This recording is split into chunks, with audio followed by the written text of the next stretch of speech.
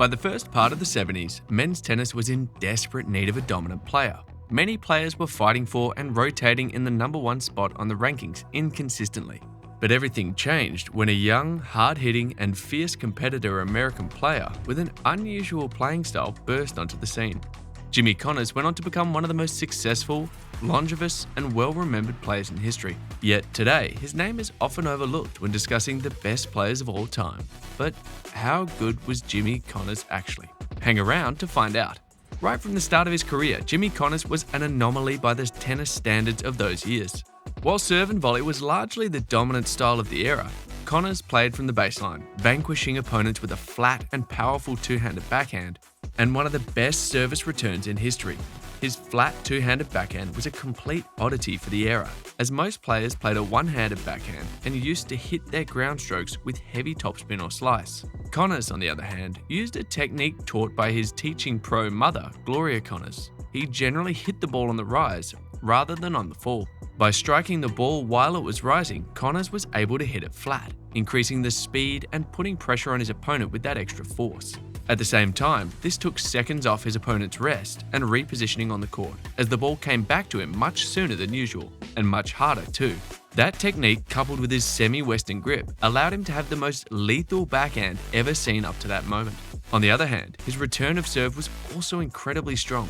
Connors could read his opponent very well, which, coupled with his ability to catch the ball on the rise, allowed him to return the serve from the baseline, further taking time away from his opponents and putting pressure on them. His great weakness was his left-handed forehand, since it was not nearly as flat and powerful as his backhand. Connors used to hit his forehand with quite a lot of topspin and not so much power, so it was usual for his opponents to attack that spot, especially during key moments in matches. However, that does not mean that his forehand was bad, it simply wasn't as lethal as his backhand. Likewise, his volleys and serve were more than competent and dangerous strokes, even if that was not his specialty. Yet none of these mentioned strokes was his main weapon. Jimmy Connors' greatest strength was his champion's heart. This may sound like a cliche, but believe me, it is not. Throughout time, there have been few champions as competitive and with a never-give-up attitude as Connors.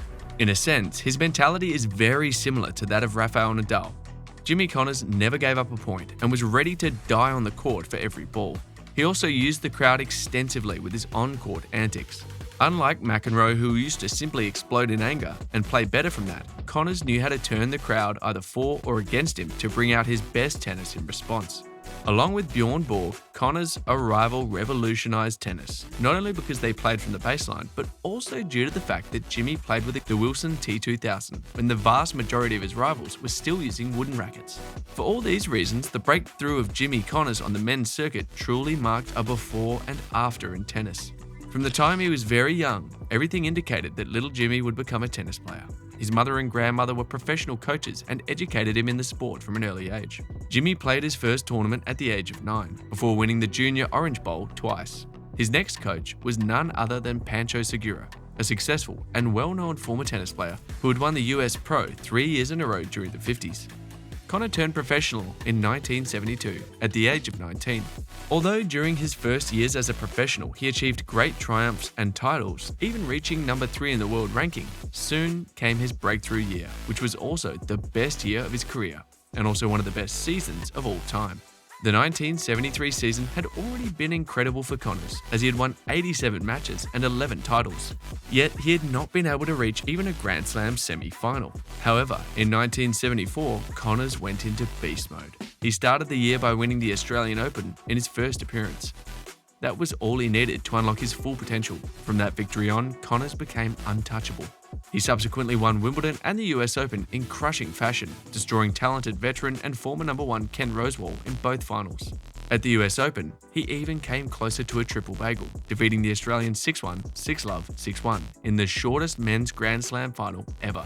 In the middle of the season, Jimmy Connors also became number 1 in the world, a month before turning 22, becoming the youngest man to reach the top till that moment.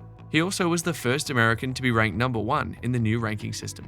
His season ended with 93 wins and 15 titles, the most by an American to date. Not even John McEnroe with his incredible 1984 season quite matched the numbers achieved by Connors 10 years earlier. And that's not all. Connors won every Grand Slam match he played that year, 20 wins, no losses. Unfortunately, he was banned from Roland Garros for that year and for the next 4 for participating in World Team Tennis. This was a mixed-genre tournament with a format somewhat similar to that of the Laver Cup, organised independently of the ATP. The schedule of the World Team Tennis conflicted with some dates of the Italian and French Open, so Philippe Chatrier, the president of the French Tennis Federation, banned Connors and Yvon Goolagong, thus trying to dissuade other players from joining the WTT.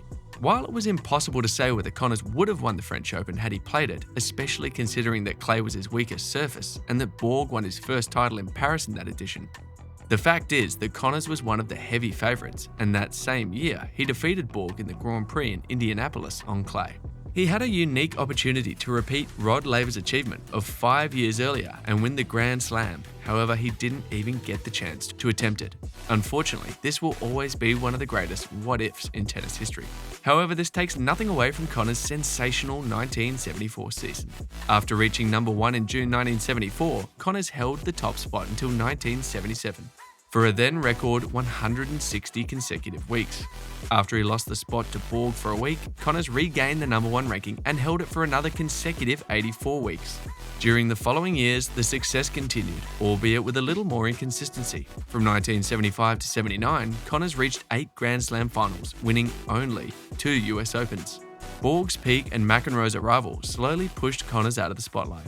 After reaching 8 semi-finals of the 9 Grand Slams he played between 1979 and 1982, but without playing any finals, everyone thought Connors was finished. However, another one of Connors' greatest strengths during his career was his ability to reinvent himself.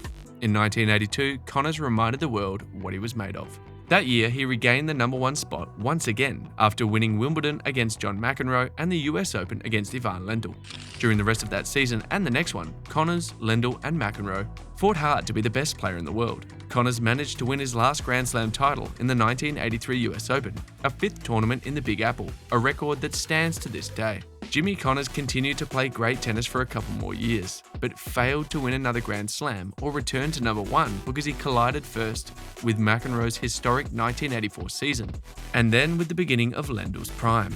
By the second part of the 80s, a new generation of players, including Becker, Edberg, Sampras and Agassi, among others, was taking over the circuit. For his part, fatigue and the passage of time began to show in Connors, who slowly withdrew from the front pages of the tennis world. By the 1990s, Connors was a star of the past. In 1990, he didn't even play 1 Grand Slam match. He had gone from the top 20 to 936th place in less than a year, stifled by injuries. Everything seemed to be completely over for Connors. We already talked about Connors' fighting spirit, didn't we? Well, he still had a major run in him, and it was to come on his favourite stage in front of his home crowd. At the 1991 US Open, Jimmy Connors received a wild card. It was only fair, he was the tournament's top champion and was going to get a chance to say goodbye to his people. He was a fan favourite, especially for the New Yorkers, so it seemed like a perfect closure. Clearly, it was a symbolic closing. No one thought he could possibly deliver much more on the court. Well, he did. Against all odds, Connors made it all the way to the semi-final, with several memorable battles along the way. Finally, his incredible and electrifying journey was stopped by Jim Courier, a fellow countryman who was only 2 years old when Connors turned pro. Today, this extraordinary run is probably the most remembered of Connors' career, even more so than his historic 1974 season. In the mid-1990s, Jimmy Connors finally retired from tennis, leaving behind a truly enormous legacy. He won 8 major singles titles, a joint record 5 US Open, 2 Wimbledons, and 1 Australian Open, in just 2 participation at this last event. He never won the French Open, but he was banned from playing it during the peak years of his career, so we would never know if he could have done it. He also won 3 year-end championships and 17 Grand Prix Super Series, the predecessor of today's Masters 1000. Apart from that, he held the top spot of the rankings for a total of 268, trailing only Djokovic, Federer, Sampras, and Lendl. Jimmy Connors undoubtedly earned his place among the greatest of all time, whether due to his historic 1974 season, his thrilling run at the 1991 US Open, his unsurpassed longevity, or his unbeatable fighting spirit. Oh, I almost forgot. Besides all that, he is also the male player with the most singles titles, 109, the more matches, 1,557, and the more match wins, with 1,274.